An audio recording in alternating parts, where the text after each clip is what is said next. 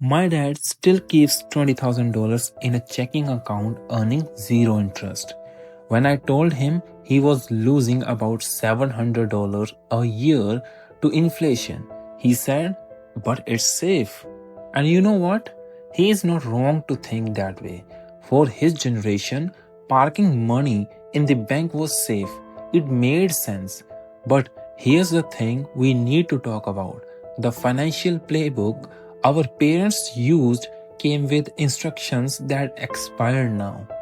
And a lot of us are still following those expired instructions, wondering why we're not getting the same results. Welcome back to KB Money Talks, where we have the honest conversations about money without any BS. Today, we are examining why good advice from the past can become a bad advice in the present, and more importantly, what to do about it. This is not about blaming anybody. It is about updating our strategy for the economy we are actually living in. Let's get into it. The first and foremost is the cash only mindset. So let's start with something I hear all the time. Credit cards are evil. Use cash for everything. I totally understand where this comes from. The 80s and 90s had a real credit card crisis. Interest rates were insane, like 20% plus. People who didn't understand the terms got buried in the debt. So parents learned one thing: avoid credits entirely, cut up the cards and cash only. But here's what has changed so far. Your credit score became your financial reputation now. It is not just about credit cards anymore. It affects whether you can rent an apartment, your car insurance rates, some employers even check it, and obviously mortgage rates. Let's take an example. Two people buy the same $300,000 house. Person A has an excellent credit score, while person B has no credit history. So person A gets 6% interest rates and another person B gets 7.5% interest rate. Over the 30 years of period, person B pays an extra of $90,000 just for not having a credit history. Now, let me crystal clear. I am not saying go into debt. I am saying build a credit history strategically. My approach: treat your credit card like a debit card. Only spend what you already have. Set up an auto pay for the full balance. Use it for recurring bills like phone or streaming services. You are spending that money anyway. Might as well build your credit score and get some cash back while doing it. The rule has not changed. Don't spend money you don't have, but the method has to evolve. The second one is the home ownership pressure. Some people would say renting is throwing money away. You need to buy a house. This hits different because home ownership is tied to identity in our culture, the American dream, and all of that. And look, I am not anti home ownership. I am anti bad financial decisions because of social pressure. Our parents bought homes for 2 to 3 times their annual income. In most markets today, the same ratio is 6 to 10 times. The math fundamentally has shifted. Let's run a real scenario. You find a $400,000 house. You need $80,000 down payment, which is 20%. You need closing costs around $10,000. You need to have emergency home repair fund, which is around 10 grands. That's $100,000 before even you move in. Now, what if instead of rushing to buy, you rented a decent place for $2,000 per month and invested that $100,000 down payment in a diversified portfolio? At 8% average annual returns, that $100,000 becomes $215,000 in 10 years, even if you are adding nothing else to it. I'm not saying buying is wrong. I'm saying it's one option, not the only option. And it needs to make sense for your specific numbers. Buy a house when you are staying in one place for 5 plus years. You can afford 20% down. Your mortgage payment is comparable to rent. You have additional savings for maintenance. Don't buy because you are 30 and feel like you should. That's the social pressure, not the financial planning. Third one is the single income trap. Here's the one that cost me personally. Find a good company and stay loyal. They'll take care of you. My first job out of college, I stayed for 5 years, got my annual 2 to 3% raises, felt grateful, felt loyal. And then I left and got 40% salary increase for doing essentially the same work at a new company. 40% in one move. Our grandparents' generations had pensions, gold watches at retirement. Loyalty was rewarded because companies needed to retain talent long term. That contract is broken now. Most companies today will replace you in a week if it makes financial sense. Studies have shown that job switchers earn 20 to 30% more over their careers than who stayed at one company. The biggest salary jumps happen when you change employers, not when you wait for your annual reviews. But here's what I want you to hear. I am not saying become a mercenary who jumps ship every 6 months. That looks bad too. I am saying every 2 to 4 years, check your market value. See what you could be making. Use the information either to negotiate where you are or to make a strategic move. And beyond that, diversify your income. Your job is one stream. What else you can build? You can do freelancing skills, a side business, investment income, digital products. The days of one job, one company, one pension are gone.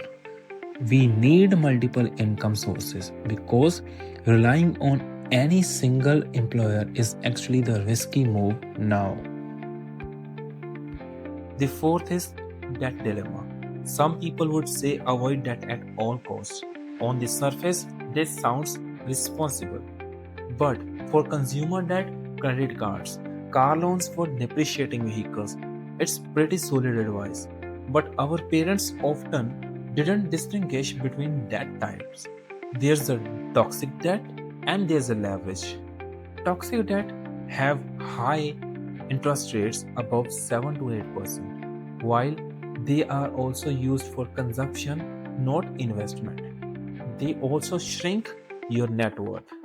Whereas leverage has low interest rates, they are used to acquire appreciating assets or education that increases income. They can grow your net worth also. I have a personal story. I had a friend who refused to take any student loans. He worked full time through a college, took 7 years to graduate, burned out. He could have borrowed $30,000 at 4%, graduated in 4 years, and been earning a salary 3 years earlier. The opportunity cost of avoiding that good debt was probably $100,000 plus dollars in lost earnings. Now, the student loan conversation is complicated because costs have exploded.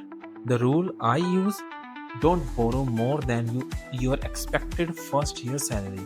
If you are going into teaching and expect to make $45,000, don't take out $100,000 loans.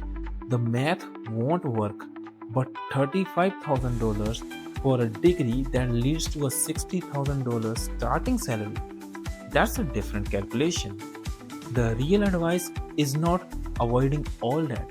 It is understand the difference between debt that builds and debt that buries.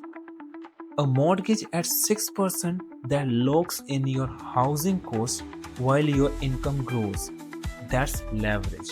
A car worth $40,000 loan at 8% for a vehicle that loses 20% of its value the moment you drive off the lot. That's a toxic. Know the difference. The last but not the least, savings illusion. Last one, and this is the big mindset shift. Just save money and you will be fine. This worked when saving accounts paid around 8% interest. You could literally watch your money grow faster than inflation. Today's reality, average saving account is 0.5% interest. High yield savings maybe 4% interest. Inflation, which is around 3 to 4% average. If your money is not growing faster than inflation, you are losing your purchasing power. That's not saving, that's slow motion losing. $10,000 in a savings account at 0.5% interest rate with 3.5% inflation means you are losing about $300 in a real value every year. Do that for 10 years. That's $10,000 has the purchasing power of about $7,000 today. Here's the framework which I personally use. Tier 1 Emergency Fund 100,000 to start. Build 3 to 6 months expenses. Keep this in a high yield savings account. This is your don't go into debt when life happens fund. Tier 2 short term goals, which are basically under 5 years. House down payment, car, wedding. These also stay in high yield savings or CDs. You need stability here. Tier 3 long term wealth, 5 to above years. This must be invest, index funds, retirement accounts, diversified portfolios. The stock market isn't gambling when you are diversified and thinking long term. Over any 20-year period in history, the US market has always beaten inflation. Always. Your parents could save their way to security. We have to invest in our way there. That's not optional anymore. It is necessary right now. Look, this entire conversation isn't about disrespecting our parents' wisdom. They did the best they could with what they knew. But economic conditions have fundamentally changed. Wages have not kept with the cost.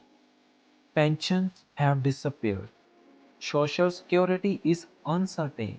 The employer employee contract broke. Housing became unaffordable in most cities. We have to be willing to question old assumptions and build new strategies. That's not rebellious, that's responsible. So, here's what I want you to do. Pick one thing from this video and take action this week. Check your credit score and set up a strategic credit card. Calculate your actual rent versus buy number. Update your resume and research your market value. Open an investment account. Have an honest money conversation with your family. Progress beats perfection. Now, drop a comment and tell me what's one piece of money advice you had to unlearn. Hit that subscribe button. We do really talk